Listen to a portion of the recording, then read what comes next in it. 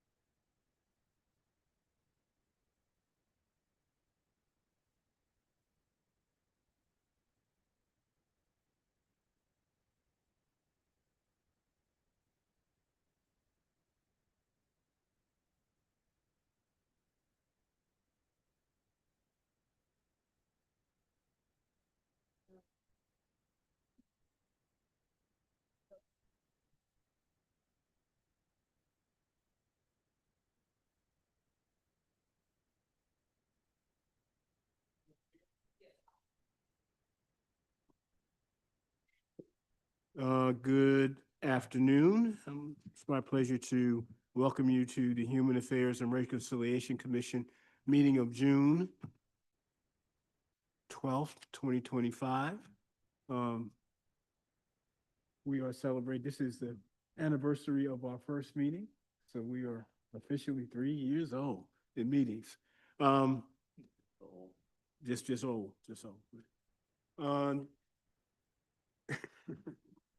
Let's open the meeting with a moment of silence to focus on the work that we have to do, our charge, being conscious of the policy environment, the human tragedies and concerns.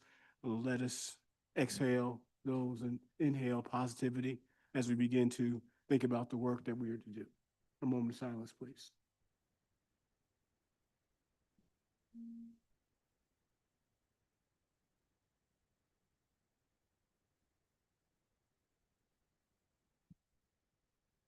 Thank you. We'll proceed with the agenda as printed.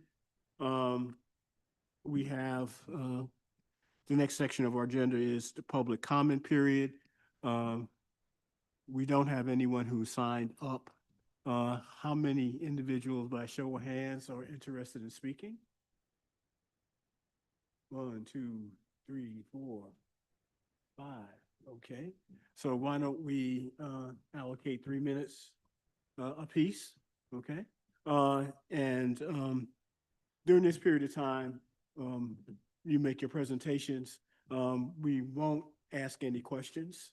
And it's quite possible you see it later in our agenda, we have open discussion. So some of the comments that you might make might wind up being discussed by the commissioners later. Okay. First, please give us your name. Hey, my name is Max Sorgenfrey. I'm here speaking on behalf of the Charleston Democratic Socialists of America. I'm here to talk about the City of Charleston's current First Amendment ordinance. I'm also here with a few of my comrades from different organizations, different backgrounds. And so while we might have a few things that separate us and make us different, we all have one thing in common that brought us here today, which is that we're feeling adversely affected by the City of Charleston's current First Amendment ordinance. Particularly, we're feeling pushed to the side in places like Hampton Park and Brittlebank Park, as opposed to more centralized locations like Marion Square. Similarly, that we feel that there are some arbitrary clauses in the current ordinance, such as temporary structures like tents, tables, chairs, things that keep people safe from heat and sun exposure, keeping people safe by giving them a place to go in case of a minor emergency, aid stations, water bottles, things like that.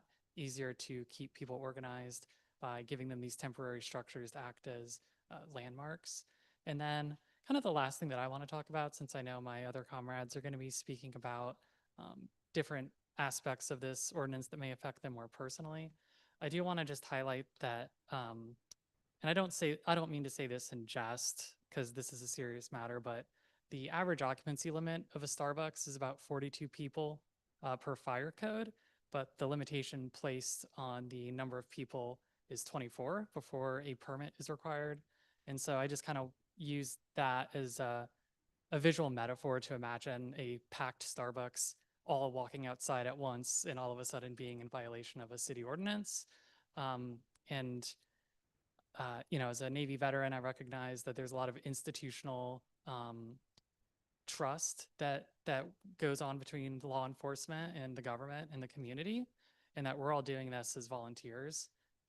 And while I don't think any of us here feels overly self-important, we all recognize that what we're doing is providing a public service in a manner of speaking. And I just like for us all to, you know, recognize the severity of the First Amendment. So, thank you.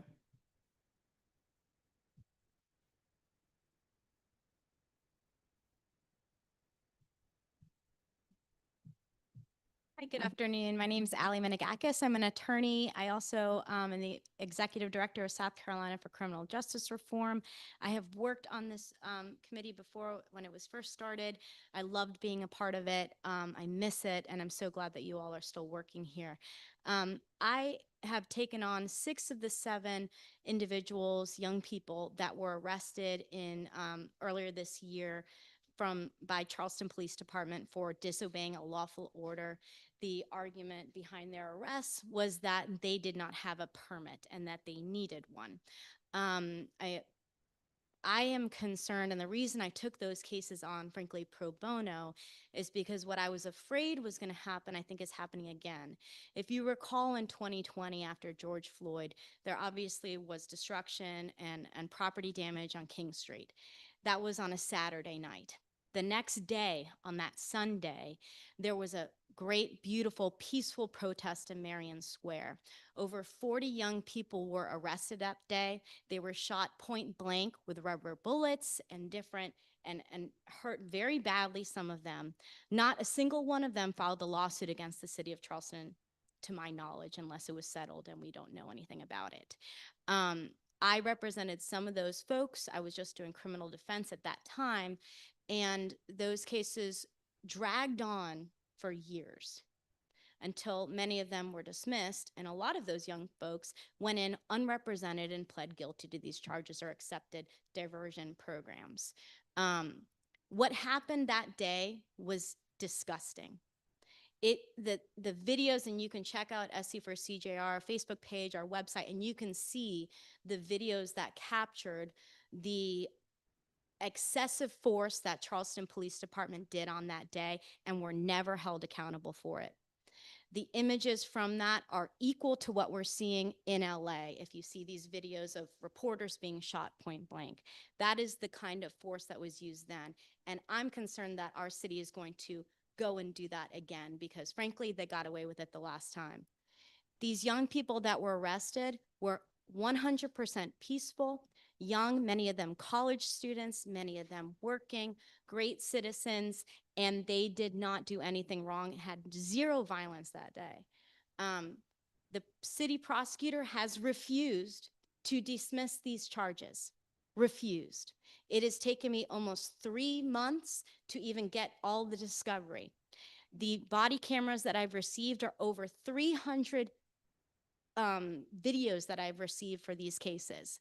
The question I have here is, if the ordinance, the purpose of this permitting ordinance is to make Charleston Police Department to have the available resources to keep the community safe, why did they have over 50 police officers there that day and arresting all these young folks, some of them that were thrown on the ground? I think that our country and this city is at a crossroads. And the question is, how hard and how much are we going to fight to preserve our Constitution and our democracy? And I recognize that a significant amount of the power that this committee had has been taken away. But you still have your voice. You still have a united front. And I encourage you to make it as clear and direct as possible that the city of Charleston will not stand for this type of aggression towards anyone, especially people that are exercising their constitutional right. Jared, give me 1 second, one more thing. The second thing that I would ask the committee to do is to encourage the City of Charleston Police Department and the City Council that if in the future they are going to be cooperating with ICE, that they require ICE to comply with all of the City of Charleston Police Department policies and procedures as well.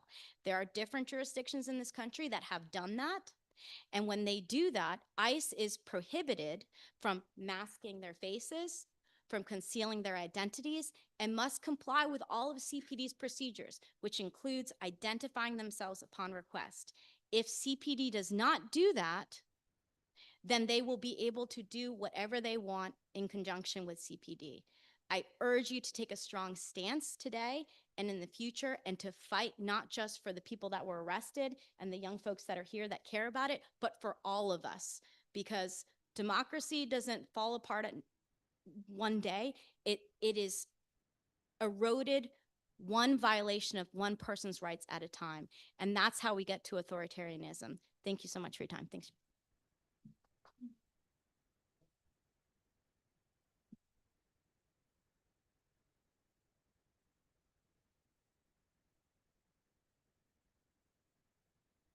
Hello, my name is Mike Jones. I'm here with Charleston DSA and a coalition of other community organizations, here to ask you to repeal the First Amendment demonstration ordinance as it stands. You know, I think what unites us and what unites us as Americans is our you know, strong belief in our rights, and that, you know, we have to fight to protect our rights. I work in a coffee shop, and I get to talk with people from all different kinds of backgrounds, across classes, races, political affiliations, Democrats, Republicans, Trump voters, Biden voters, people that don't fall into that at all, right? And when I kind of describe to them how this ordinance works and the way that my organization and other community organizations have experienced it, they all kind of, you know, look at me like, that's not right. You know, it shouldn't be like that, right? We all believe in our right to freedom of speech, and this ordinance just feels like it gives a lot of very arbitrary discretion to the city administration to just put a damper on our ability to speak. And that's kind of what, you know, I can't speak for the intention, but that's kind of how it feels from the other side, is that there's this interference, right? So we're trying to organize an event, and, you know, we got the location changed and the time changed 2 days before, right? You know, when you're trying to coordinate 100 or more people, when you have some kind of last minute venue change, last minute time change, that makes it really hard to, you know, that's a wrench getting thrown into it. And it's hard to kind of be on the outside of that process and not think, this feels like they're trying to make it hard for us, right? So I just think that there are a couple layers to this bill where this ordinance, where it just feels like it's meant to be a hindrance and meant to be a trap. Again, I don't know that that was the intention, but that's kind of sometimes how it feels from the outside. And, you know, I just think, especially with the 25 person limit, you just got to think, well, what if you're person number 26? You're just walking down the street. You see a group of people that are protesting, right? You're just going about your day. And you say, oh, that's something I care about too. Let me join them. And now it's an unlawful assembly, right? And it just like happened in Marion Square, you know, out of nowhere, a bunch of police come and they're, you know, suddenly it's kind of chaotic, right? And you don't know what's happening. You didn't do anything. You didn't organize it, right? You just showed up. And that's where, and suddenly you got charges, right? And that's where it just seems like it's maybe a little bit excessive. So I just like to reiterate a call for the repeal of this ordinance. You know,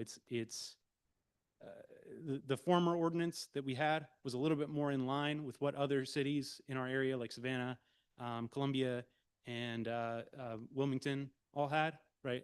Where you know, I've cross-referenced, and all of those, all the other cities kind of in our immediate radius just have much less restrictive kind of permitting processes.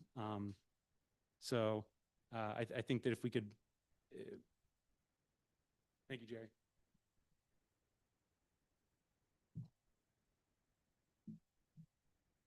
I agree with all of the previous speakers. Good evening.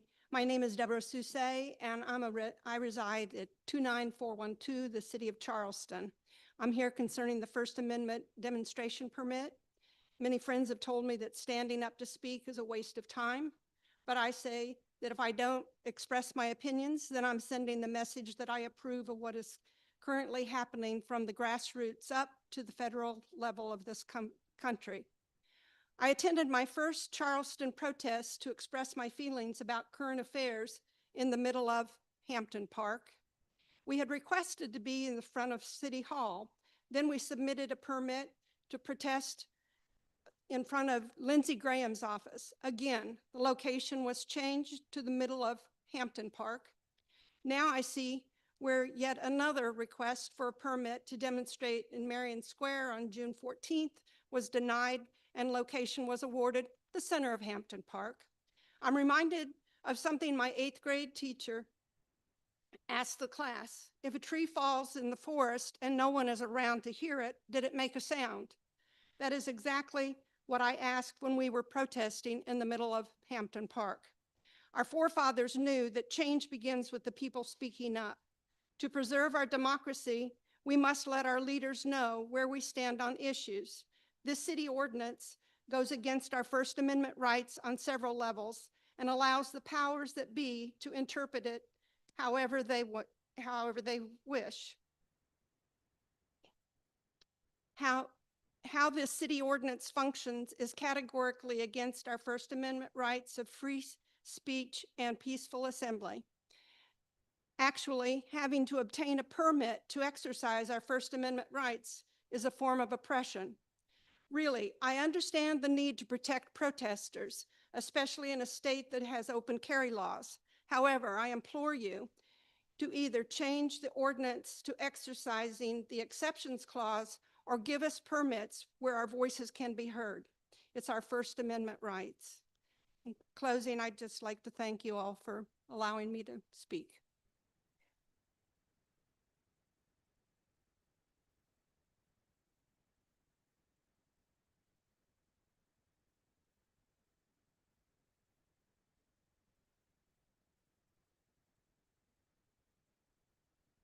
Hi, my name is David Quick. I live at 1502 Village Square in Mount Pleasant, but I've always been very active in Charleston, and I think we're all one community. I am here to speak on the same subject as the other speakers. I've lived here in 37 years, and I would say the most memorable, most impactful experience I've ever had in Charleston was in the response after the Mother Emanuel assassinations, when thousands of people gathered on the Ravenel Bridge, marching from both downtown Charleston and Mount Pleasant to memorialize and come together. White, black, young, old, everybody you can imagine came together for that.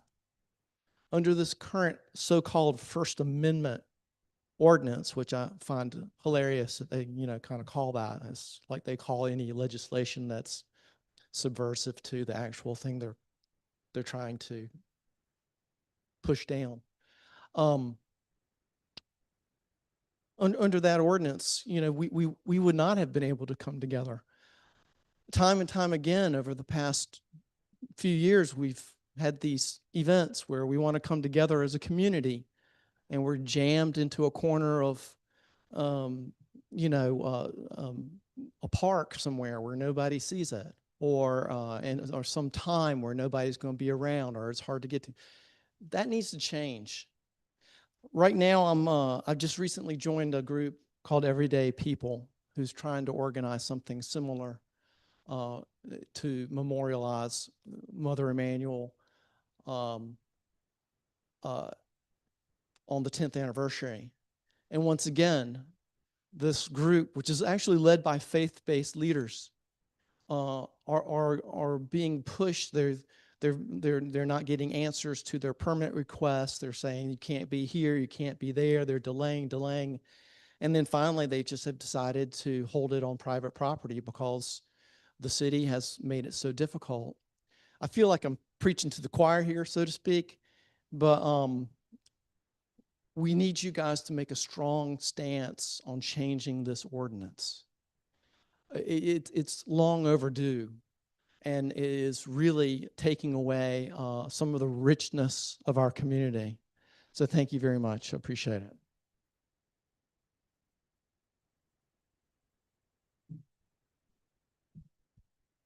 How much time do I get? 3 minutes. 3 minutes. Wow. And I'll do this, and then I'll do this. Okay. My name's Francis Baylot. I live in West Ashley. I'm actually here to talk about something else, but I want to stand in solidarity with the statements made earlier about the ban on expressing their First Amendment right. It's absurd and it's terrible. And I'm late because I stopped in my car and got a notification and saw a video of a United States Senator getting thrown to the ground and handcuffed. So I kind of feel silly up here talking right now because I'm going to complain about the fact that my teenage daughter can't walk around King Street after 9 o'clock because of this proposed ordinance to ban teens from Upper King all the way down East Bay and into the market after 9 o'clock. Thursdays through the weekend and every day on Sunday. I believe this is wrong. And I'm going to start my statement with something my friend Jeremy Rutledge said on social media. This is wrong in all the ways you can be wrong. And what I think he's saying is it's wrong because it's not going to solve the problem it's supposed to solve. It's not going to solve violence on the east side. It's not going to stop kids from stealing golf carts in Wagner Terrace. And it's not going to stop the drunken, unruly behavior that we see on Upper King Street. What it's going to do is going to trample on the rights of teenagers to just go outside and hang out. It's the greatest city in America. I lived all over the United States. I've traveled the world. I came here to raise my kids because I wanted them to walk around downtown like I did when I was a teenager. It was amazing. And we walked around. We don't have a purpose. We're just hanging out. And this is what we need teenagers to do. And just because a few teenagers made some bad choices doesn't mean you can ban an entire demographic. My research found that there's almost 30,000 teenagers in the Charleston area. So you're going to ban 30,000 people for something a handful of people have done? Those kinds of laws have been made in this room before. And we need to stop making those kinds of laws. We need to get to what the problem is with Upper King Street. If law enforcement doesn't have the resources, give them the resources. If too many drunk people buying popsicles with alcohol in it or falling in the street, address that. My wife and I were downtown every single day enjoying Spoleto performances over the past 2 weeks. We went to 4 some nights. I don't recommend that. I think 2's enough, but I was downtown every single night over the past 2 weeks. The only thing I saw was drunk adults falling into the streets. I saw teenagers, black, white, look like they were just having fun, getting ice cream, hanging out, going to Chipotle. What's wrong with that? Well, one city council member, how much time I have? 30 seconds. One city council member sent me a video of some kids fighting. I served on the constituent board. I served on the disciplinary review board for James Island High School. I've seen fights like that 100 times. That kind of fight wouldn't even get you expelled from school. So why is it getting every teenager expelled from downtown?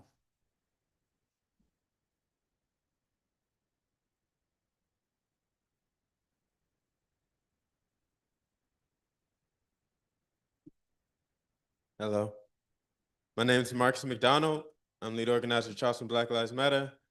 I agree with the statements made before, especially about we're talking about the ordinance. I've been a teen, having to run away from mall cops because same thing, ordinance. And I think that's exactly what's going to happen if they pass that ordinance. Also, I've been boots on the ground when the formation of this committee, and that was formed out of protest. It was formed out of us coming and saying we need this to city council and that we need this to happen. So I think it's really y'all's duty. And as somebody say, I know we preach to the choir, but I'm gonna say this first, but I'm gonna say it again later, that to put out a statement, some type of either solidarity statement or some recommendation to city council, be like, yo, not only with the ordinance as far as the curfew, but also with the quote unquote First Amendment ordinance that's created after myself and several organizers reacted to the news that the 2 officers that killed Jamal Sutherland in Alcana Detention Center were not going to be charged. So it was a collection of different races, ages, etc., in Marion Square. And even before this ordinance was created, and really the emphasis of it was to address that protest that again was nonviolent. And there was some folks who had legally were carrying firearms. I'll just say that. It's legal to do in this country.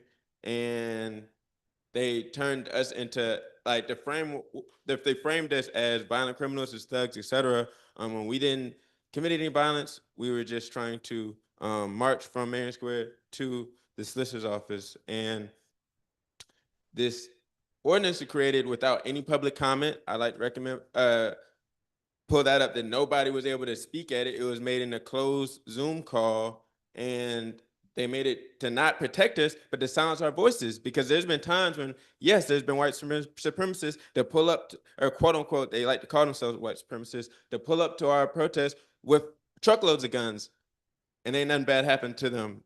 We just moved to the other side of the street. But there's no laws been created around them. The laws been created to silence us, and that's been continuous. They're moving us out of the public view, and that's not only unacceptable, it's against the impetus of this country, which is formed out of protest. Mother Emanuel, again, formed out of protest with Morris Brown, through the Reconstruction, Civil Rights, and Black Power movement. So I think to honor those institutions and the institution of this commission, to put out a statement and in solidarity with folks calling for the abolition of this ordinance and turning down this curfew order.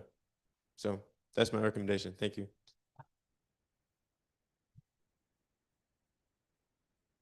I want to thank each of you.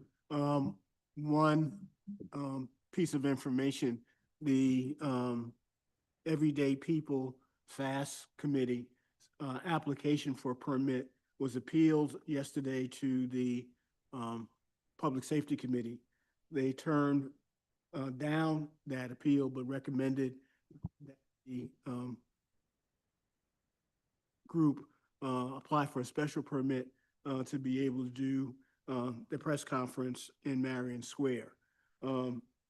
Based on their meeting with the individuals responsible for that particular committee, the requirements that were made created a situation where they were unable to comply with those requirements, and so they will not be granted a permit to meet in public space. I just wanted to clear that up in terms of procedural process as relates to that particular item. Okay. We'll move on now to approval of the minutes of the May meeting. Hi, my name's Laura Perry. This is something that has directly affected me and many other people in this city that I'm proud to be a part of. I was really scared to get up here and look at you and say anything, but what I'm more afraid of is being silenced. What is happening is unconstitutional. I believe in the First Amendment and the right to peacefully protest, and I don't want anybody to be discouraged from that. I want to keep this very concise and wrapped up. I really urge you to stand on the side of democracy and not authoritarianism. Listen to our voices, let them be heard. Take that into account. That's what this foundation is built on. Me, everybody else in this room, you, and we have the right to reserve that. Thank you. Thank you. Thank all of you for taking time to come to share with us your concerns. The Human Affairs and Racial Conciliation Commission serves in advisory capacity to the Mayor and Council. And later in the meeting, if there are commissioners who have thoughts about the things that we've heard, we will discuss those and see what our next course of action might be as it relates to those. Okay. Chairman's minutes, I'm sorry. Back to May 8th minutes. Motion to approve. Moved and seconded. The majority of the minutes address the changes, observations in the draft ordinance to renew the Hark Amendment. Those recommendations were presented to the Community Development Committee last month. They took no action. They deferred it. And at that meeting, legal counsel identified the fact that even though the 3-year expiration date of the ordinance was in place, that Hark continues to have authority to meet and continue our work until there's action by the city council. So that's why we're able to have a third birthday today. All right. There's no specific time when the Community Development Committee will address that, or it'll be taken up by the city council at this time. Okay. Moved and seconded minutes. All those in favor, please indicate by saying aye. Aye. Opposed, nay. Abstentions, so ordered. A slight addition to the agenda. We've been focusing a lot on the question of housing and community development. At, I believe, our March meeting, we became aware of the fact that the Housing Department was doing a community survey in anticipation of putting together the 5-year community development plan. And we thought it was important for us to get that information. We have the department available to make that survey information available to us, if you would.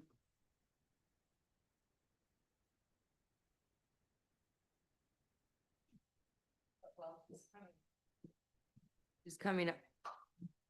The plan was on the CD committee agenda today, so I'm sure we could have an update at the same time.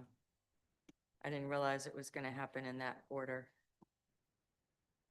I'm sorry. She commented that the CD Community Development Committee met today Yeah, and recommended the plan.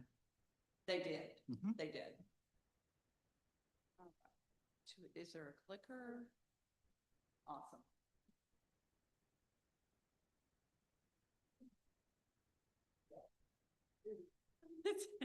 I'll hang in there. Yeah, thank you for having me back. We did do our community survey, and I'm gonna go over the highlights of it. One of the things that I did want to point out is we got 136 responses, which for our surveys is very good.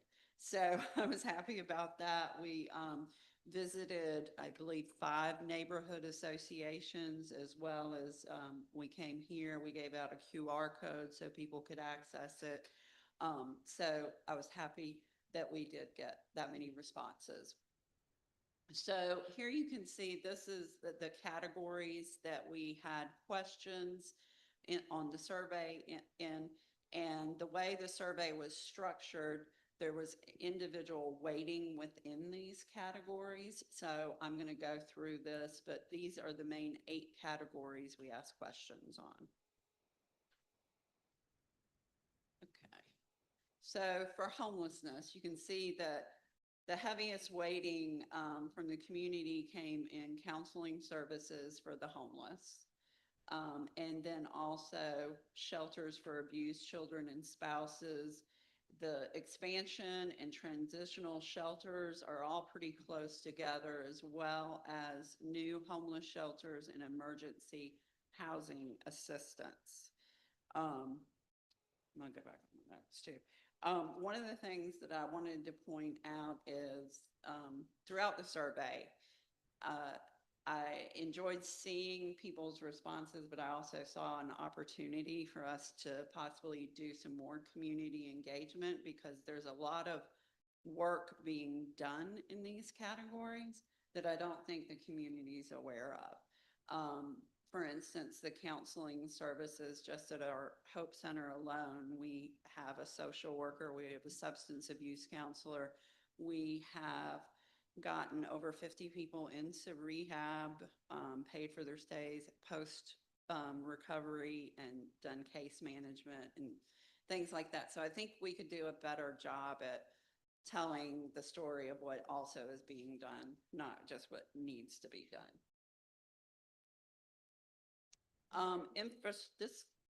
Did you have a question? explain, so when they answered that priority, they gave their number one priority, but then were they ranking them 1 through 5? No, it was, most needed, needed, not needed, like that. So But it wasn't ranking. it wasn't a number ranking. Okay. So what Civitas did for us was did kind of a percentage ranking, so we could get some kind of cohesive response there. This is kind of small for you to see, but this was the infrastructure priorities. At the top of the list was improved streets and roads and improved drainage. And right behind that was similar stuff, the sidewalk repair, and better lighting. Is that me moving?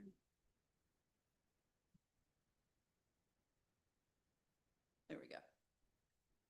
And then the next one was elimination of urban blight priorities. This had streetscape improvements, brownfield development, code enforcement, and demolition of residential, all in the high ranking.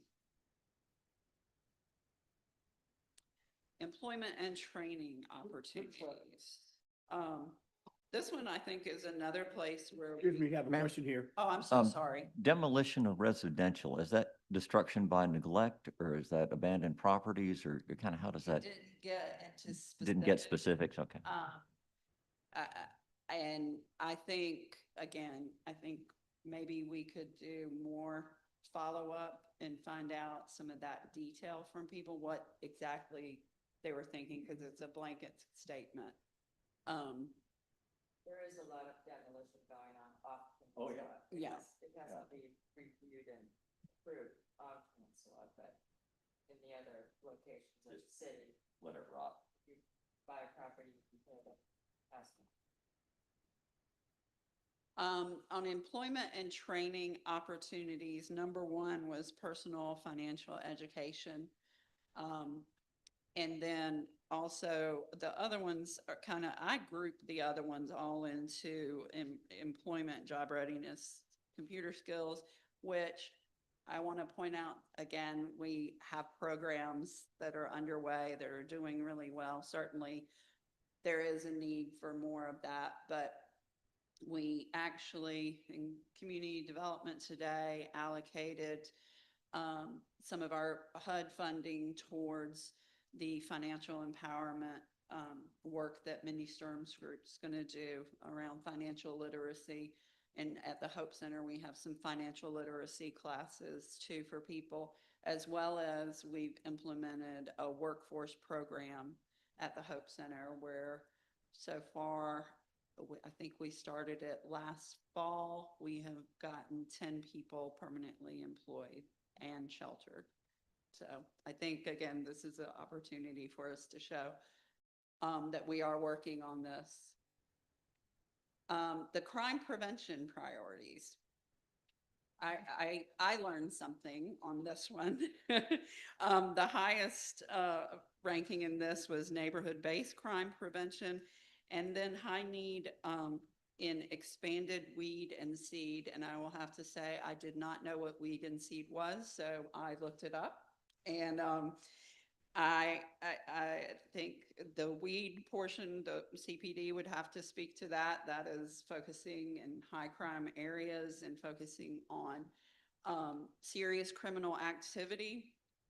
The seed is focused on prevention and intervention to address the root causes, which I know that we've done a great deal of work in housing and collaborating with CPD and fire for harm reduction and substance use prevention and intervention. We have a grant from the state, the South Carolina Opioid Relief Fund, which we've done an extreme amount of good work. And I think I probably mentioned this earlier, but the people that we have gotten in to rehab and recovery, we have a 78% sustained recovery rate, which to me, being a social worker, is almost unheard of.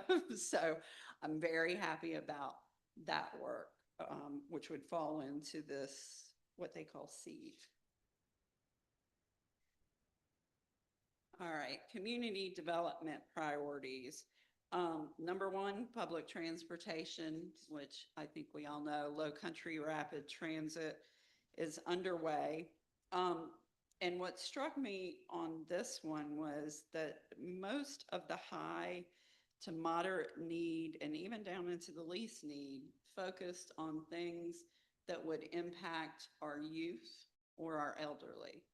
So to me, that's showing, hey, maybe we've focused a lot in this middle ground and maybe we need to look at, you know, doing more for our youth and elderly and veterans. Housing priorities. So this one, rehabilitation and modernization of public housing. I can't speak for the Housing Authority, but there is a lot of work underway with that. Also, elderly housing units, there's a high need. I know we try to do some, we have Archer School that we worked with the Humanities Foundation on, but I do see that as, I agree with the public, that's a high need. And then financial assistance to first-time home buyers also ranked as high. Again, we're putting more focus on this with our HUD allocations and hoping to secure other funding, but working with the Urban League and providing down payment assistance to first-time home buyers. And then a lot centers around the home buyers, housing rehabilitation, new rental construction, rental assistance, security deposit assistance. A lot of this we do, but I think, again, it all needs increased funding. Our subrecipients run out of funding pretty much as soon as we approve it and get it to them. All right, the economic development opportunities. Business creation and entrepreneurship and business expansion and retention were the highest on this. I think a lot of this relates to housing because businesses are going to build where their workers can live near. So I think that relates back to we need to have significant affordable housing for our workforce. And then also moderate need and low need was to acquire land and buildings. I know that the mayor has been looking at acquiring this, and I'm a proponent of doing some adaptive reuse of buildings, not tearing them down. So we'll see what happens on that front. I know he's looking at a number of properties and buildings. And that was the result of the survey. I did want to give you another piece of information though, because I know you asked about it last time I was here. Neighbors Together and their Gateway to Housing program. It is up and running. It has been running for approximately 3-4 months. They have placed 5 people in permanent housing. So I think that is amazing. I'm so happy. They actually have a little more than they can handle. They're having to kind of tailor how they get referrals until they get more staff, but it is up and running and I'm very happy about that. So. Questions, Rebecca? Are we going to be able to get a copy of your slide set? Oh, absolutely. Absolutely. Just as a follow-on to the Gateway for Housing. I was at an all-day conference yesterday hosted by the Metro Chamber of Commerce, and it was a whole day of housing and community building and marrying that with economic entrepreneurship was the theme. So, and Suzanne Young was there to talk about the program that launched in April, and she said that it's it's dependent upon the landlords, first of all, to agree that they will accept a lease that will be case managed, and really everyone's hands will be held for people that are normally the victims of huge barriers to be able to rent in the private market. So she seemed to be very encouraged, and I asked her if we could get a list of the organizations that are authorized case management, because that is one requirement of any tenant who is going to be helped to rent a privately owned property. They have to be in a case managed relationship before they're eligible to present a signed lease. So anyway, I think that's something for us to continue to follow along and, expose the groups to the public arena so that people know the organizations that are doing these kinds of programs, because it's really, as you were saying over and over again in your presentation, people just don't, if it's not in their, on their radar because they have a family member or a neighbor or somebody else who's in that category, regular people going about their daily lives just don't, it's not in the news. They don't really see Right. all the help that's being given, A or lot of people just don't know where. or the need. I think So- we could do a better job of it. Albert? Yeah, I just have a quick question. Well, first, thanks for your time, this afternoon. Do we have any like demographic information on the folks who actually responded to this survey? I will ask Shannon, because she pulled together the actual results. I believe we did gather that information, but I don't want to commit to that without getting with her, because she's the one that all the results went into her.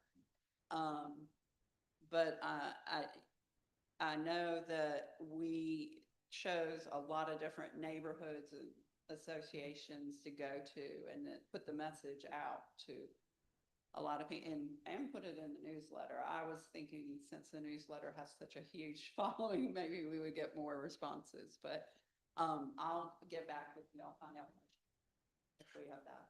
Yeah, because, I was just interested, and just kind of sort of thinking about how would the results change based off of who Yeah, right. responded, right? So if we're only focusing on neighborhood associations and things of that nature, obviously these people have homes, right? So their priorities might not necessarily be the same as individuals who are houseless in the city of Charleston. So I just want to just try to figure out in the future, considering how can we have a more comprehensive approach at capturing this Yeah, I will information. see outside of that, because we do a number of surveys for other reasons, community engagement. One of the things was, I wrote a grant, and one of the things we wanted to use the money for was services for the unsheltered. So I did a survey with the unsheltered on what they prioritized. Interestingly enough, it was not housing. It was mental health services was their top priority. But I had about 50 responses because I went to breakfast at the Hope Center and just out with them. So we do stuff like that to try to get some diversity in it, but I think we could do many more events or engagements where we could get a lot more response. Other commissioners?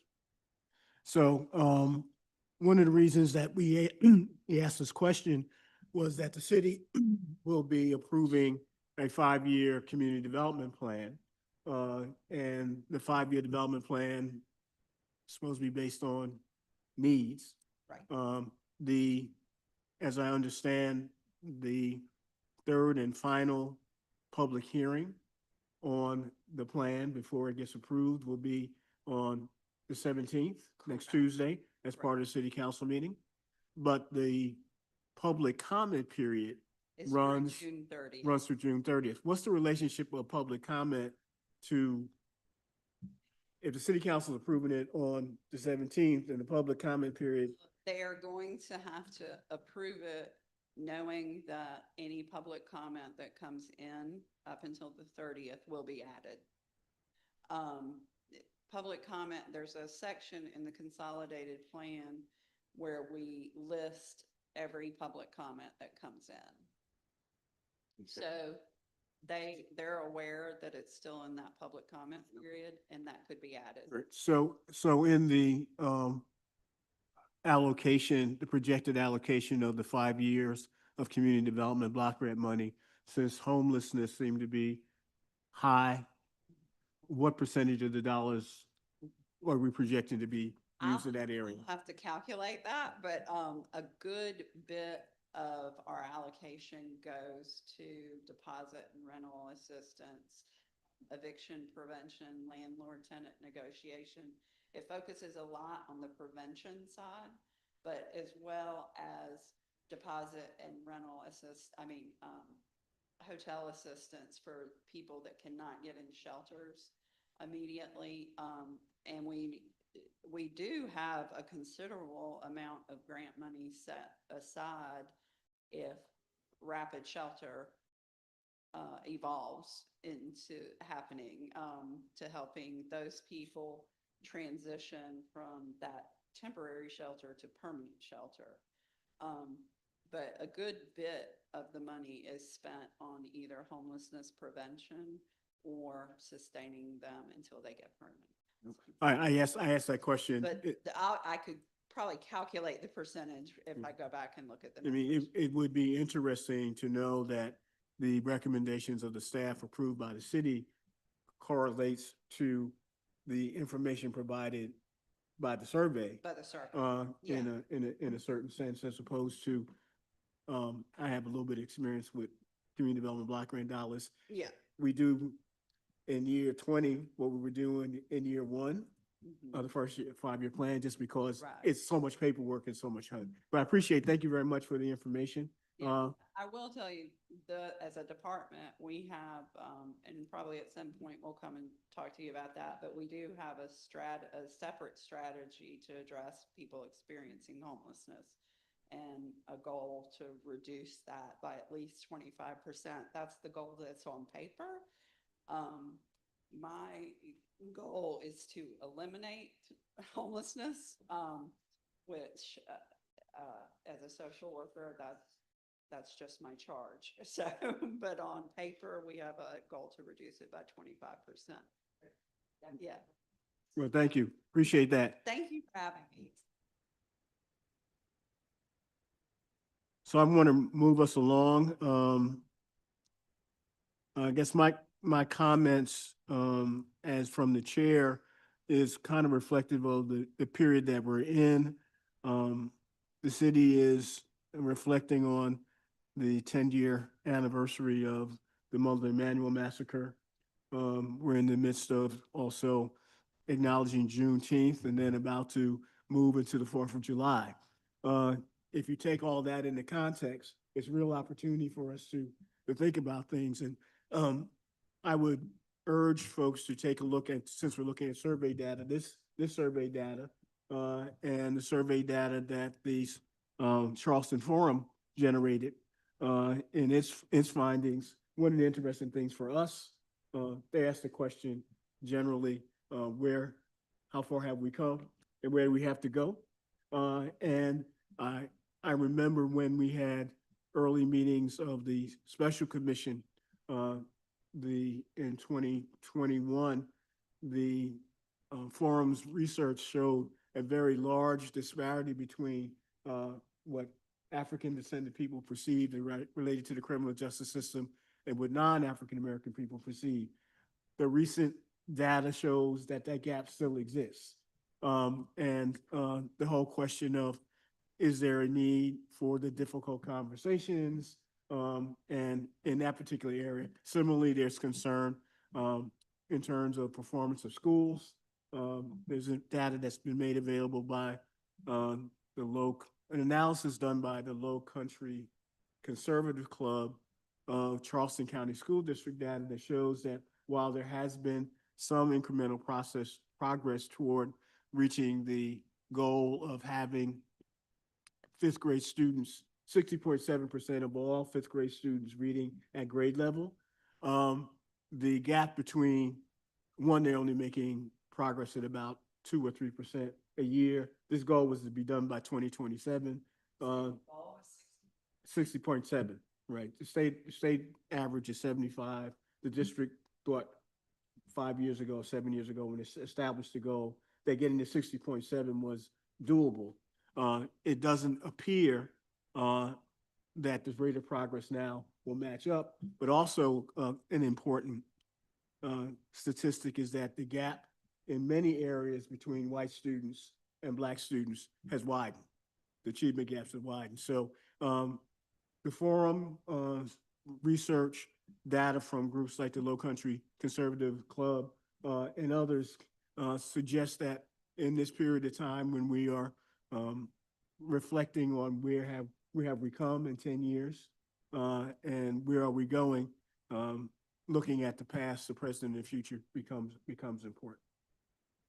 And I urge members of the commission to spend as much time as they can wrestling with their data and also interacting with their publics. Madam.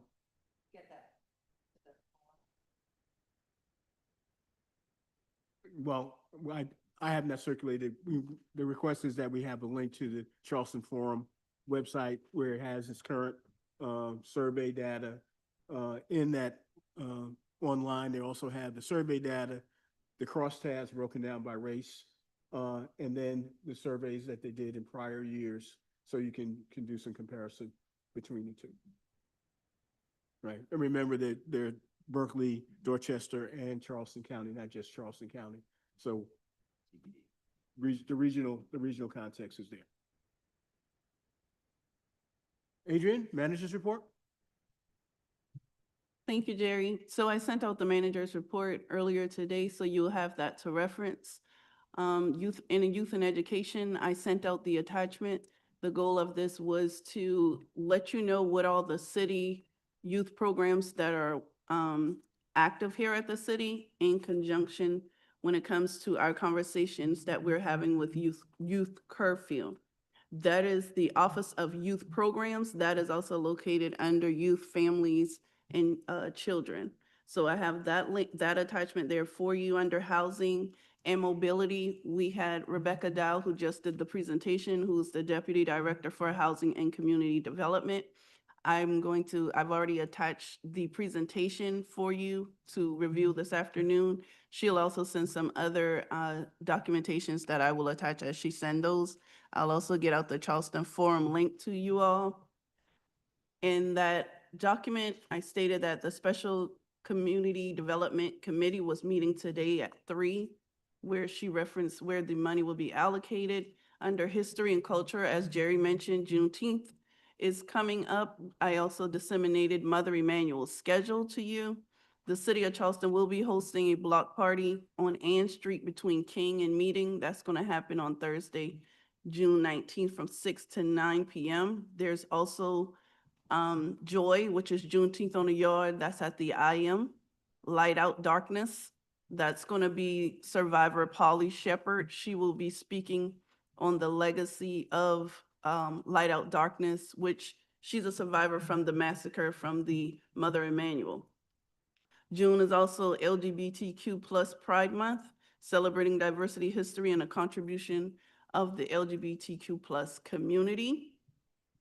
And with health disparities and environmental justice, come up on the horizon is the Low Country Mental Health Conference. That's going to happen at the Gilliard, July 30th through August 1st. I also put the link there in case you wanted to register.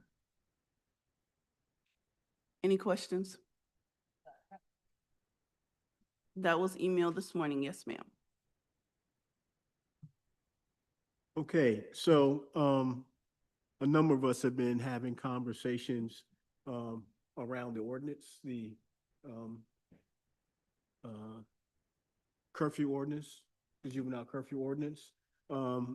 At the council meeting, I made the observation that while the police department believed that it needed additional authority to intervene in situations where juveniles might be engaged in illegal behavior, or as a preventive tool, that if you're really talking about prevention, we needed to take a broader look at what we were doing as a city. And it reminded me, when the ordinance came forward, that we have there was a section of the Special Commission report that spoke to youth and education that we never got to. And it deeply concerned me that we hadn't, and was kind of pinged. So I asked Adrian to take a look at what the city was doing, the unit in the city, the youth and family was doing around youth activities, comparing that to some of the things that some of the rest of us had been experiencing in other locales. The other thing is that what's going on in the youth and family unit, all right, is not all that's youth facing with the city. You've got the recreation department, okay, that's youth facing with the city, and the police department, all right, which runs a series of initiatives. And it seems to me that perhaps we can be helpful in fostering a conversation about how they can be better integrated. And because the city will be looking toward the next budget cycle, taking a look at what funds are being allocated to provide intervention and coordination for positive youth development activities. Happy to see in the community development block grant the financial literacy funding being provided to the unit to work on financial literacy. But if you're being otherwise engaged and you're not thinking also about what's happening in the school system, remember those students that we're talking about, their reading levels and their math levels. So all this needs to be integrated in a fashion, and I think it's a rich area. Carol, I think you have some observations about possibilities in that area. I mean, Microphone. I do think that what you're saying, we should do the homework and figure out what the city is already doing and see if we can make some suggestions or inquire of their plans between those three offices of the city, the CPD under Mr. Jerome Smalls, right? And the rec department and the Office of Families and Youth.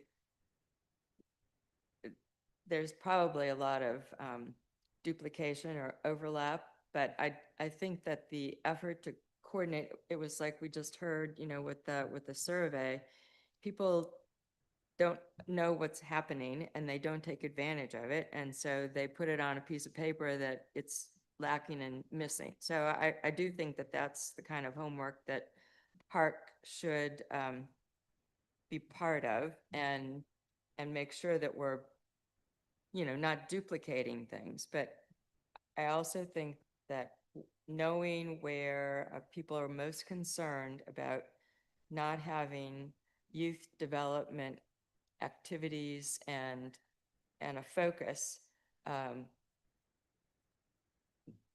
public at large looks to the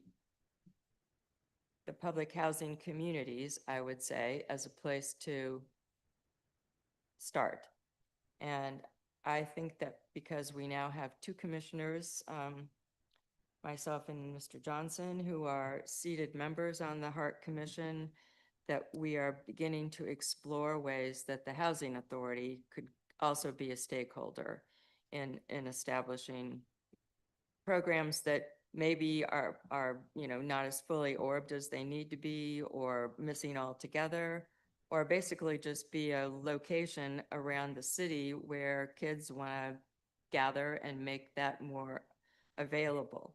So yeah, unfortunately, the ordinances, I think there's no chance, despite the passionate and eloquent pleas from our citizens speaking to us today, I think the odds are very impossible that the council will not pass the youth ordinance, curfew ordinance, second and third readings, this month. So we're going to have the ordinance that we've got. And so we need to make as much lemonade and be as vocal about, we're not happy that this is sort of a, you know, a season that is reactive more than proactive.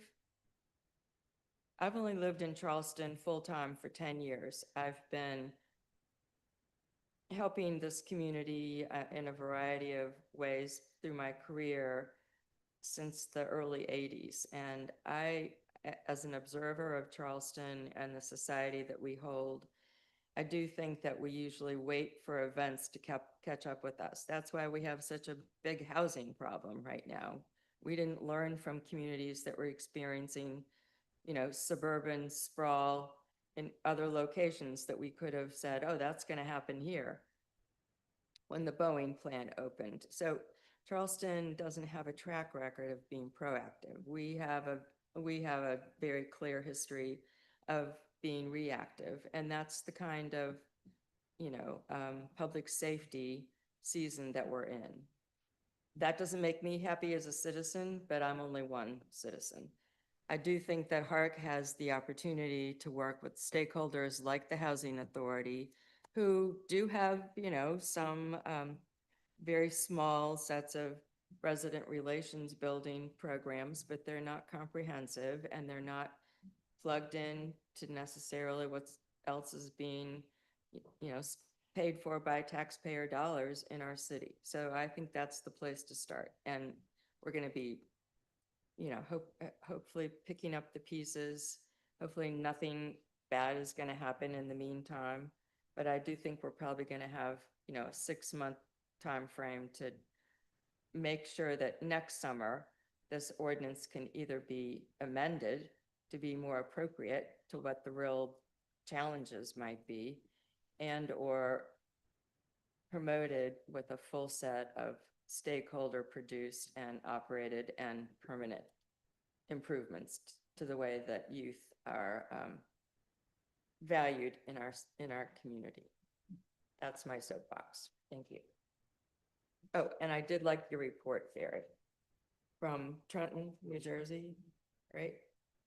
You recommended a few pages for us to, you know, read thoroughly.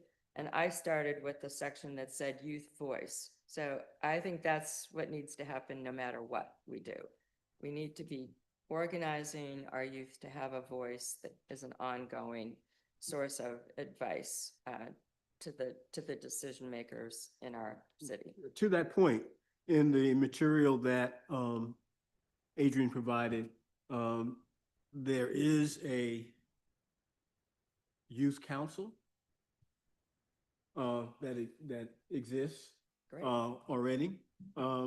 It'd be interesting for, or appropriate for that council to be engaged in evaluating the impact of the juvenile ordinance. All right. Nobody around this table even fits anywhere near that age. But it would seem to me that that's an opportunity, and that's an example, I think, of resources that are available, right, that are underutilized. So and the other thing is that the Office of Families and yeah,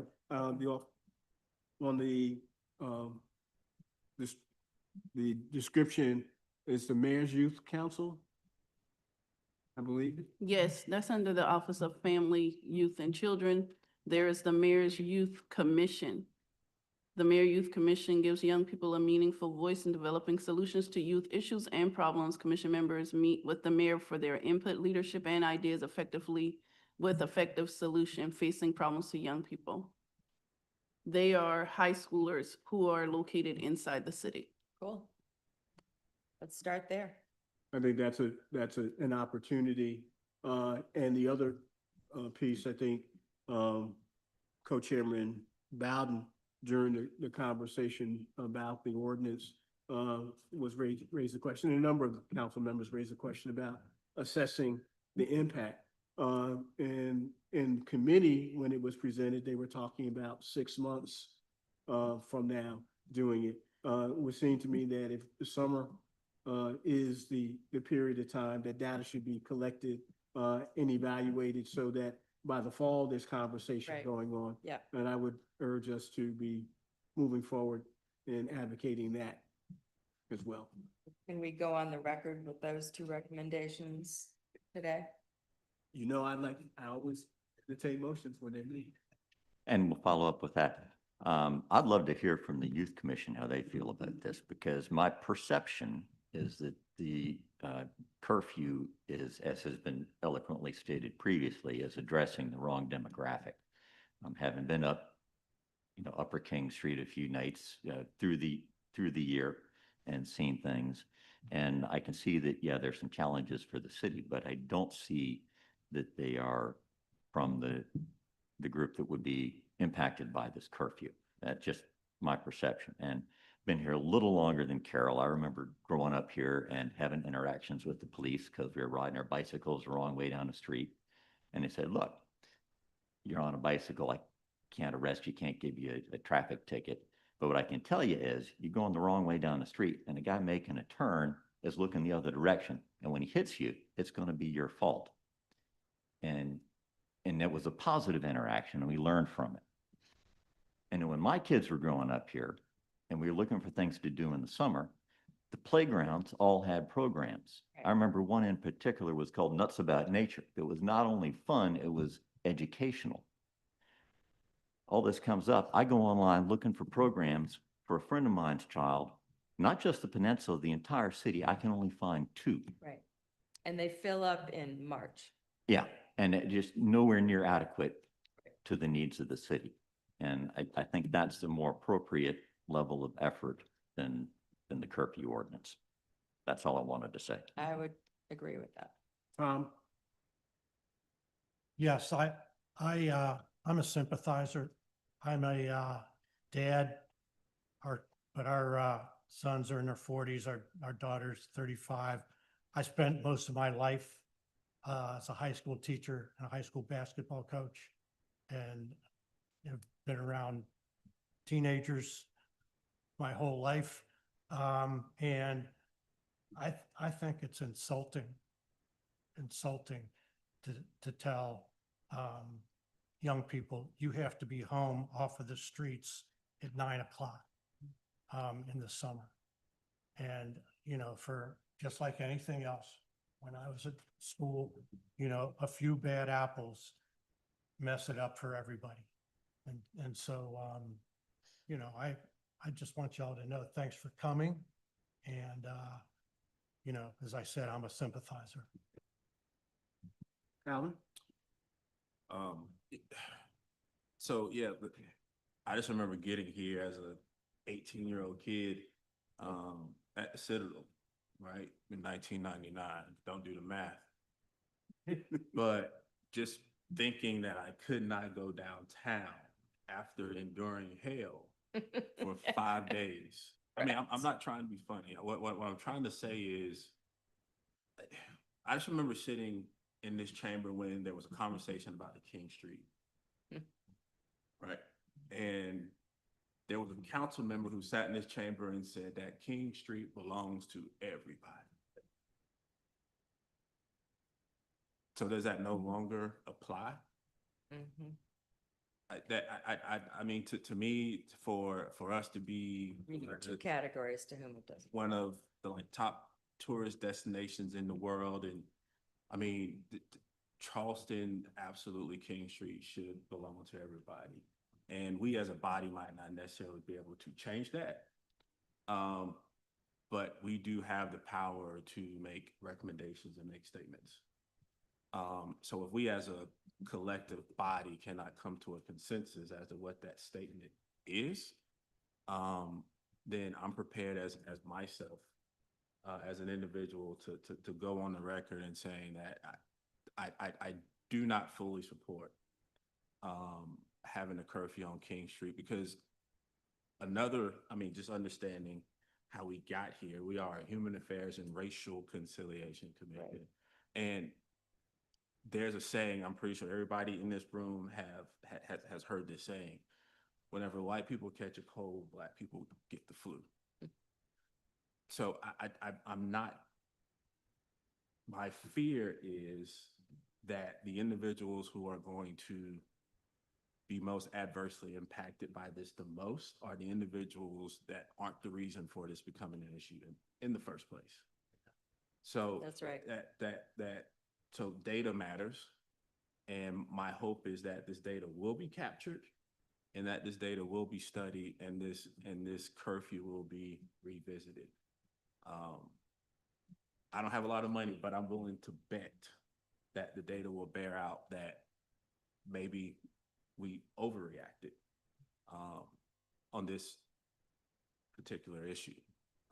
So back to my days as an 18, 19-year-old cadet at the Citadel, King Street was a place that we went to and that we were able to get away, and we weren't supposed to be out of uniform, but hey, it gave us a place in which we could experience Charleston for what it is, because Charleston truly does and indeed belong to everybody. Bonnie? I agree with all of you. I think that the curfew ordinance would probably be unequally enforced. And it's really easy to take away freedoms from people who don't vote and people who are the most vulnerable, and we need to protect their freedoms. So I am not as pessimistic as Carol is. I think if things are as they stand, the council will probably pass this ordinance. However, if they heard from a lot of citizens individually from, if you call your own city council member and get anybody else who's passionate about this issue to do that, I think we can change their minds.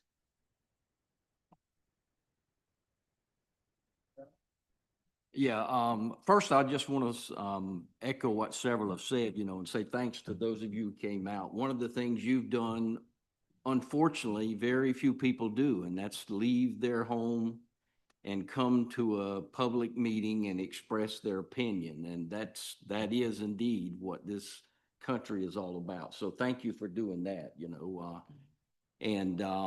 it's a difficult issue.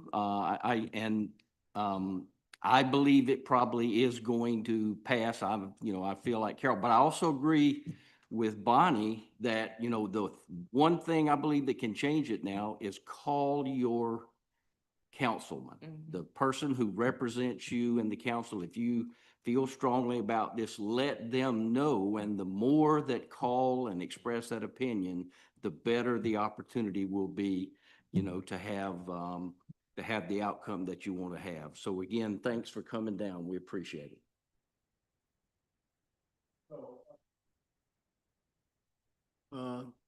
I opened the conversation about trying to connect the dots in terms of youth development activities that might provide some options, if you will, for young people that might not wind them up in the net. The documents that Carl Jackson referred to was a youth violence strategy that was developed by Mercer County. It was part of a process, and actually the courts started the model. It was a national model, and many cities were doing it to look at not the police were involved, but they were not central to it. The nonprofits, the school systems, the churches were all part of the notion of building a network of positive youth development that could be an off-ramp from youth violence and involvement with the police. So that was where my head was in terms of responding to the chief's request that the community come together and provide some additional resources because he doesn't believe, that he can police out of the youth crime situation any more than he can any other. But he has made that statement in terms of looking for help. And I think we have an obligation. This body is in a position to help provide some help in terms of information, starting inside the city government, and then perhaps the nonprofits and churches and networks, the housing authority, you know, and other folks who are involved in the school district who are involved in this activity. There was somebody suggesting some kind of motion earlier. I was asking if we have the opportunity to make an official request as a part of this meeting, since it's not on our official agenda. So if the answer is yes, then yes, I Yes, think we the should answer is yes. discuss a motion. And that motion is? I mean, I'd go with Mr. Johnson's. I think we should. Can you articulate it so it's? I would like him to articulate it, and then I'll second it. Or I swear if this was a job, y'all be trying to get me fired.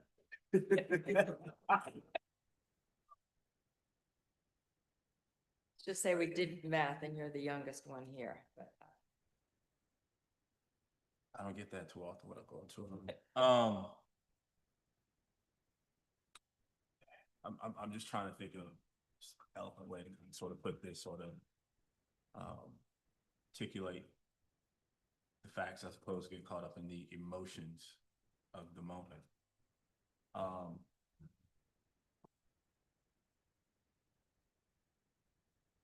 And I'm asking for help in trying to craft this, but basically it will be along the lines of kind of like I said earlier, like we as a body, we do not fully support. That doesn't mean that we don't think that something should be done, but in the current form as it is, we do not fully support the curfew ordinance as it currently stands. So I guess just in the most simplest way possible, I guess I would like to make a motion that we as a body go on the record as not fully supporting the curfew ordinance that's being implemented or being voted on by city council, restricting and limiting youth access to King Street. It's actually a downtown zone. Is there a second to that motion? Yeah, it's down to. Is there a second to the motion? Second. Moved and properly second. Further discussion? We believe that Charleston belongs to everyone. Curfew as is currently proposed does not appear to address the issues that it is attempting to. And we think further consideration should be applied before. Yes. Absolutely. Yeah. Perfect summation. I'm on board. Okay. Further discussion? Any unreadiness? All those in favor of the motion, please indicate by saying aye. Aye. Opposed, nay. Abstentions? So ordered. Thank you. Any additional conversation, any reaction to the conversation about First Amendment? I have some thoughts. But you're right. Good. So I'd like to start by just reading the First Amendment to the Constitution. I think we've all probably seen it, but it would be a good idea to reference this again because it is the First Amendment in the Bill of Rights. It's foundational to our democracy. So Congress shall make no law respecting an establishment of religion or prohibiting the free exercise thereof, or abridging the freedom of speech or of the press, or the right of the people peaceably to assemble and to petition the government for redress of grievances. We are going into a weekend when we're going to have major protests in Charleston, both on Saturday in Hampton Park and on Sunday in Brittlebank Park. I think this is really important right now. And although we may not be able to do much about the amendment or the First Amendment ordinance before this weekend, I would like to express very clearly that I, as an individual, want our city to value the protesters' First Amendment rights and to allow peaceful protesters to protest peacefully. And so I have a couple of questions about this amendment or about this ordinance and how it affects people organizing protests. So is that acceptable? Could I ask for some questions? We also have legal counsel. Okay. From the city here. Yeah. So it might be appropriate to Okay. ask them the question if it's got. Ask your questions and then we'll see. Yeah. Okay, so my first question probably is for legal counsel. When public safety is reviewing a protest permit, a First Amendment permit, is there anyone there advocating for the First Amendment rights of protesters? So my understanding of how that process works is it's submitted and then reviewed and then sent back. And there can be some back and forth, but I don't know exactly. I'm not involved in that Okay, process, but I do believe there is some back. okay, And sometimes an alternative location is suggested, an alternative date, time. but it sounds like there's no one within the city, or they're not talking to attorneys within the city to say, you know, we're trying to balance out public safety versus the First Amendment rights of our citizens. I do know that the attorneys, the CPP are involved in the process. It's Okay. not the corporation counsel is not. Okay, okay, that's helpful. Is there anything about the ordinance, you know, obviously it's in its black and white text, it's not racially discriminatory, but is there anything in its practice that tends to be racially discriminatory? And you may not know the answer now, you know, we can always talk about it later. I will, after the meeting, be happy to give you my email address and my phone number, and people can talk to me about it in a more private setting. But that's one of the things that as a commission, we're going to be really interested in. Again, I think that's a question in terms of the data. I don't know that anybody's collected the data on what permits have been approved, what the groups have been, and that sort of thing. I'm not sure that's been looked at. Yeah, and I'm sure that there is no box to check for the race of the organizers. However, and so the data may not be there, but I would like to hear anecdotes. And it sounds like Marcus might have something to say. Could you go to the microphone, please? Well, from my experience and the experience I've gathered from other people who permitted protests from all different races, the most likely answer every time, no matter what you're organized for, it's often moved from the Marion Square, which has been a place where people have come to protest since my granddad's day, you know what I mean? Who's still around, thank God. And they most times move us from Marion Square to Brittlebank Park, or another park that's just like out there that nobody goes to. It doesn't have the visual, and that's the point of a protest. So people see us, people hear us. So that's what I've seen. And just the two main incidents where people have gotten arrested and there's been heavy police violence to get the protesters. The first one was the protest led by me back after with Jamal Sutherland, calling for justice for Jamal Sutherland. And the second one was led by Latino organizers. And that was very heavy-handed police violent interaction. So those are just the two real big examples of over the last 4 years, how it's been acted on. But that's my perspective. While you're there, can I ask you one more question? Yes. Sometimes a tactic that police use with protesters is to kettle protesters into small areas and then issue dispersal orders while keeping protesters from being able to disperse. Have you seen that happen in Charleston at all? Yeah, I just actually, while I was coming here, I rode by when that happened, it had happened in Charleston. I think it was, if you go all the way down St. Philip Street, like going all the way down, and then when you hit Queen Street, that's exactly like, I think the streets changed. But anyways, St. Philip and then the Queen Street little thing, and you have to go that way. So they kettled us. This had to be like after, it was like September of 2020. And the police kettled us, and I remember exactly what they said, but had some police on this line. And what kettling, for those who don't know, I mean, I think that was the June one. That was right after George Floyd. No, I remember I was there. But it might have happened more than one time. But the most recent time I remember where it was kettled, and it was like the most blatant time. It was after Dante Wright, a man who was killed. I think the lady said she thought she had a taser, and she ended up killing the man. I believe that there was that incident. Regardless, it was late 2020, the fall of it, and protesters were arrested on the way to that location, and then by the time we got to that the end of the road, pretty much they had a line of cops here, line of cops there, and we sent somebody because somebody mentioned before, do we have a representative from the city who represents us? 9 times out of 10, no. Unless we know somebody from the city or like, we have some type of contact, nobody really represents us, especially not no legal or attorney wise, unless we have our own attorney. But so in that instance where we're kettled, we sent somebody to talk to the police, be like, yo, what are the terms to like get us out of this entrapment that we're in? And they come back and he says it's verbatim. He's like, they said they're either gonna arrest you or they're gonna arrest everybody. And I'm like, it's like a lot of people. I don't think they're gonna do that. So I ain't gonna say what I did, but I got myself out of the situation and I got everybody else out of jail because everybody else, there's some other people arrested. But I remember that was one of them, and they ended up not arresting everybody who was in that kettle, but they did make that threat to, I guess, scare everybody into doing something.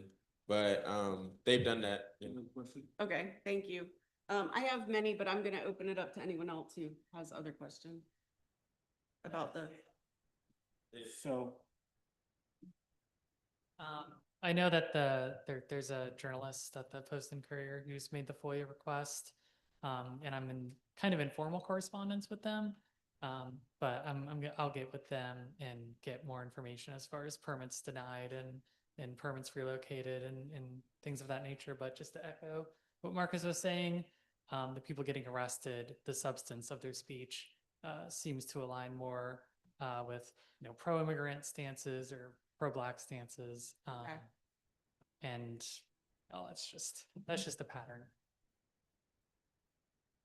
So I'm going to ask the commissioners, are there, this conversation is going to be likely to be ongoing for a while, in terms of weeks.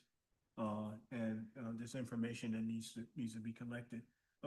Something that was not raised that I want to raise, the city's hate crime ordinance was enhanced, and I'm looking at the city's police department's reporting of hate crimes and other, all crimes, and it doesn't seem to be data reflecting hate crime incidents occurring.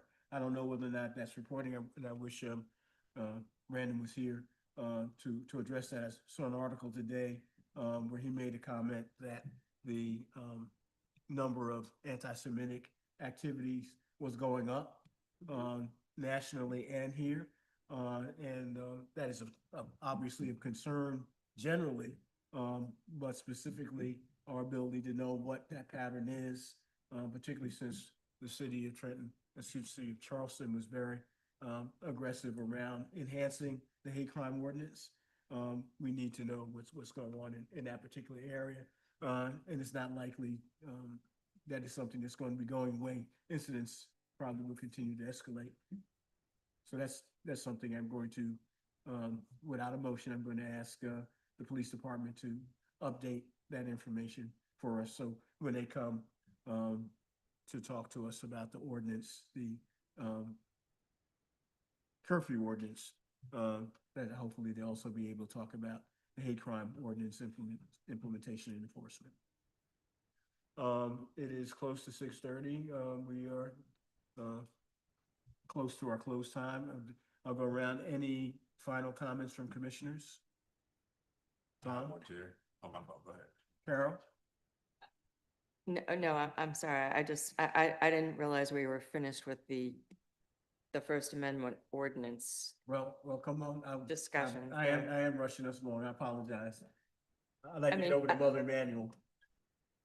I do think that in the light of national current events and the expectation that those same types of, confrontational situations between federal government and protesters, and I do think that this is the right opportunity for Hark, since we're here and it's June 12th and No King's Protest Day is scheduled along with the parade in DC for June 14th. I do think that it would be strategic of us as a body to at least go on the record that we we stand against the kind of enforcement that is trampling potentially. We don't know exactly the length to which the federal enforcement is going to go.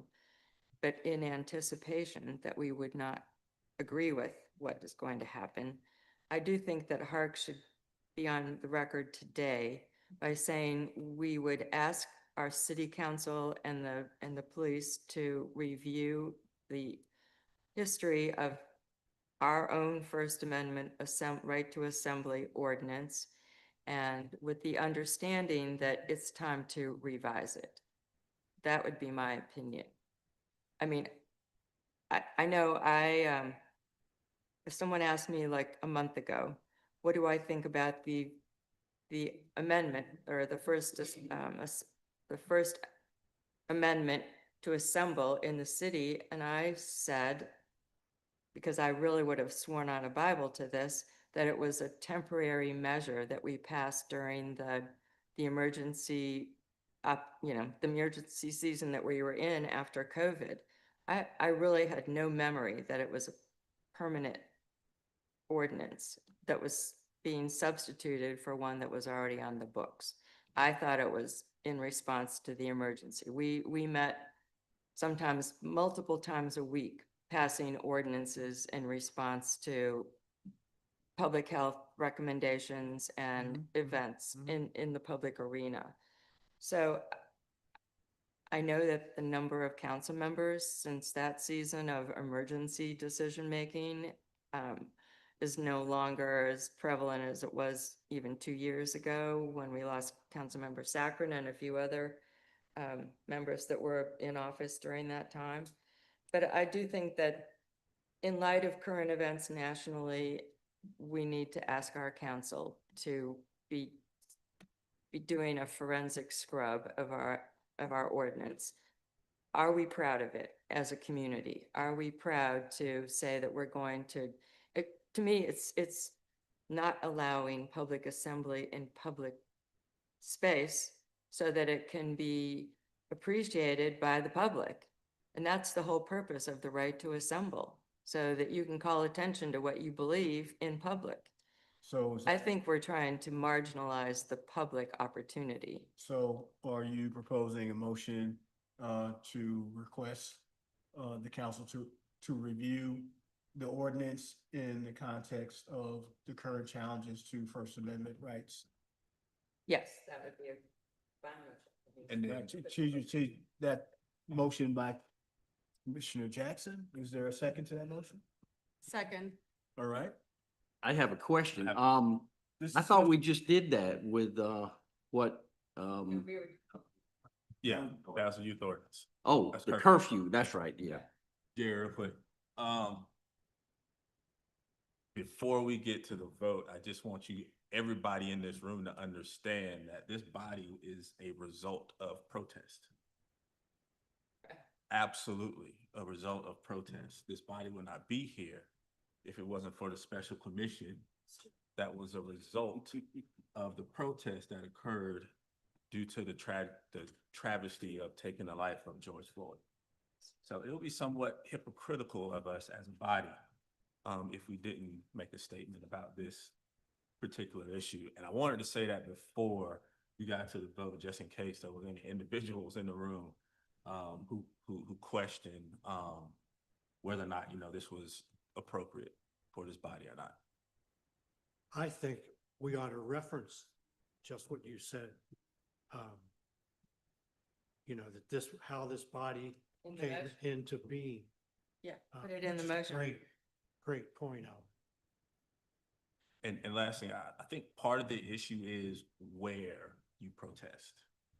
So Yes. I think that should, and I think that was part of your recommendation for going back to review, so we're not relegating people as to where they can or can't protest, especially if it's a public space. Yes. Okay, just wanted to I make sure that think was the all right. point of the right to assembly is to do it in public, so that it can be known by the public. Moved and properly seconded. Further discussion? All those in favor of the motion, which is to communicate to the city council that our advice is that they review the existing so-called First Amendment ordinance, particularly in the context of the current environment and people's interest, review the current language and the process of implementing it to make certain that it is complying with the First Amendment rights guaranteed in the Constitution. The right to assemble in public. That's defined in the And it's Constitution. coming from a body that wouldn't be here without a public protest. Any unreadiness? All those in favor of the motion, please indicate by saying aye. Aye. Opposed, nay. Abstentions? So ordered. Anything else, Karen? Bonnie? Alvin? Bob? Carol? All right. Motion to adjourn is in order. So moved. We stand adjourned. Thank you very much.